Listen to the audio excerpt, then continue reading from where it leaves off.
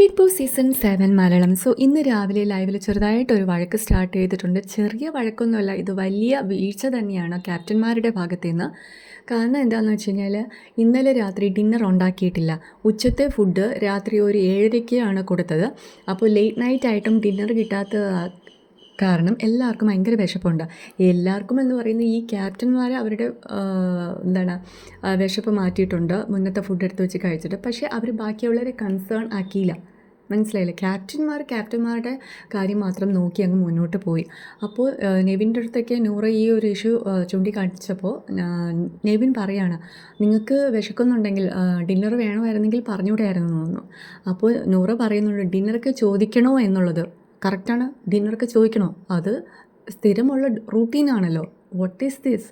ഇതെന്ത് ക്യാപ്റ്റന്മാരാണ്? അവർ ന്യായീകരിക്കുകയാണ്. ഈ മൂന്ന് ക്യാപ്റ്റന്മാരുണ്ടായിട്ട് കൂടി ബാക്കിയുള്ളവരെ കൺസേൺ ആക്കി അവർക്ക് എന്തെങ്കിലും കുഴപ്പമുണ്ടോ, എന്തെങ്കിലും മാറ്റം വരുത്തണോ എന്നൊക്കെ ചോദിച്ച് മനസ്സിലാക്കി മുന്നോട്ട് പോകേണ്ടവരാണ് ക്യാപ്റ്റൻസ് എന്ന് പറയുന്നത്. ഒരൊറ്റ ക്യാപ്റ്റൻ ഉണ്ടായിരുന്നാൽ ഭൂകമ്പം ഉണ്ടാവുന്ന ബിഗ് ബോസ് വീട്ടിൽ 3 ക്യാപ്റ്റന്മാരുണ്ടായിട്ട് അവിടെ ഭൂകമ്പം ഉണ്ടായിട്ടില്ല.